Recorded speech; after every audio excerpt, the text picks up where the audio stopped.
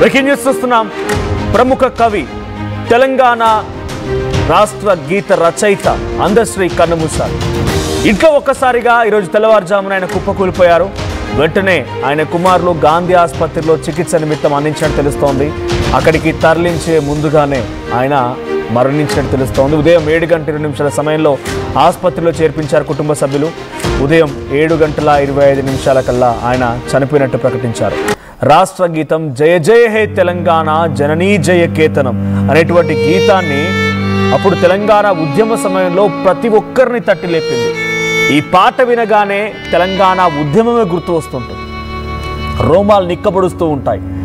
జయ జయ హే తెలంగాణ జననీ జయ కేతనం, ముక్కోటి గొంతుకలు ఒక్కటైన చేతనం, తరతరాల చరిత గల తల్లి నీరాజనం. ఈ రకమైనటువంటి ఈ పాట ఎంతో మందిని తట్టిలేపింది, ఎంతో మందిని ఉద్యమం వైపుగా నడిపించింది. ఇటీవల కాలంలోనే ముఖ్యమంత్రి రేవంత్ రెడ్డి ఈ పాటకి రాష్ట్ర గీతంగా అధికారికంగా ప్రకటించారు. చాలా పెద్ద ఎత్తున ఒక కార్యక్రమం నిర్వహించి ఈ పాటని రాష్ట్ర గీతంగా తెలంగాణ రాష్ట్ర ప్రజానికానికి అందజేశారు. ఆ తర్వాత అఫీషియల్గా అనౌన్స్మెంట్ చేశారు. తెలంగాణ జాతీయ రాష్ట్ర గీతాన్ని అందించినటువంటి అందశ్రీ లేరు అనేటువంటి వార్త ఈరోజు తెల్లవారుజామున ఒక్కసారిగా తెలంగాణ రాష్ట్రం మొత్తాన్ని కూడా ఒక్కసారిగా తట్టిలేపింది, అందరినీ కూడా ఆందోళన పరిచింది. తెలంగాణ ఉద్యమంలో అందశ్రీది చాలా కీలక పాత్ర. ఈ పాటతోనే ఆయన పాత్ర ఏంటనేది అర్థం చేసుకోవచ్చు. ఇటీవల ఆయనకి తెలంగాణ రాష్ట్ర ప్రభుత్వం ₹1 పురస్కారాన్ని అందించింది. ఆయన కాకతీయ యూనివర్సిటీ నుంచి గౌరవ డాక్టరేట్ పట్టాను కూడా పొందారు. అందశ్రీకి 3 కుమార్తెలు, 1 కుమారుడు.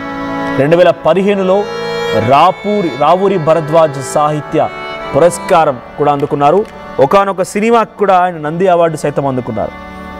గంగా అనేటువంటి ఒక పాటకి ఆయన నంది పురస్కారం కూడా అందుకున్నారు. 2006లో గంగా సినిమాలోని పాటలకి నంది అవార్డు పురస్కారం అందుకున్నారు. ఆయన సామాజిక అంశాలు, పేదరికం వంటి అంశాలు, తెలంగాణ ప్రకృతి వంటి అంశాలు, ఉద్యమాల వంటి అంశాలు, ప్రజా ఉద్యమాలకు సంబంధించిన అంశాలు 1 కాదు 2 కాదు ఆయన పాటల్లో ఇవన్నీ కూడా ఒక అంశాలుగానే ఉండేవి, ఒక వస్తువుగానే ఉండేవి.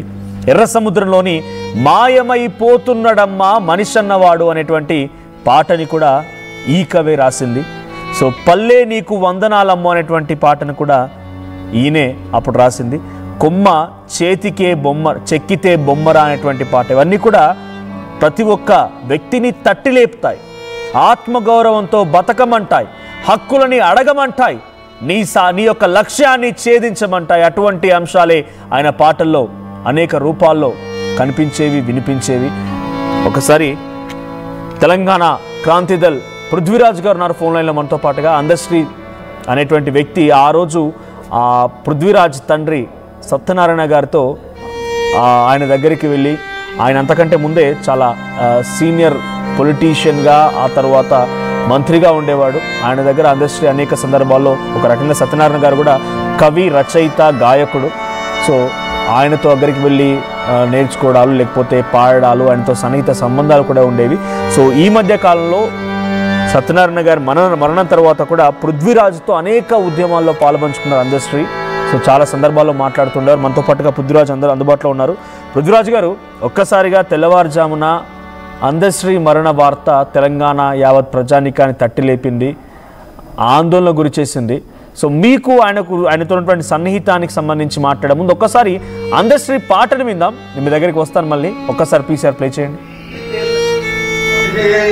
తెలంగాణ జననీ జయ కేతనం, ముకోటి గొంతుకలు ఒక్కటైన చేతనం, జయ జయ హే తెలంగాణ జనని జయ కేతనం, ముకోటి గొంతుకలు ఒక్కటైన చేతనం, తరతరాల చరిత గల తల్లి నీరాజనం, తరతరాల చరిత గల తల్లి నీరాజనం, పద పదాల నీ పిల్లలు ప్రణమిల్లిన శుభతరుణం, జై తెలంగాణ జై జై తెలంగాణ, జై తెలంగాణ జై జై తెలంగాణ, జయ జయ తెలంగాణ జనని జయ కేతనం, ముక్కోటి గొంతుక. జై తెలంగాణ, జై జై తెలంగాణ, జయ జయ హే తెలంగాణ, జననీ జయకేతనం. ఈ పాట ఎంతోమంది ఉద్యమకారులను తయారు చేసింది, ఎంతోమందిని ఉద్యమ బాటలు వేసింది, ఎంతోమందిని ఉద్యమం వైపుగా నడిపించింది. ఈ పాట వింటే చాలు ఇప్పటికీ ఆ తెలంగాణ ఉద్యమకారులు, తెలంగాణ ప్రజానీకంలో ఎవరైతే తెలంగాణ స్ఫూర్తితో, తెలంగాణ ఆకాంక్షతో పనిచేసిన వారు ఉన్నారో వాళ్ళ రోమాలు నిక్కబడుస్తాయి. అటువంటి ఒక పాట ఇది.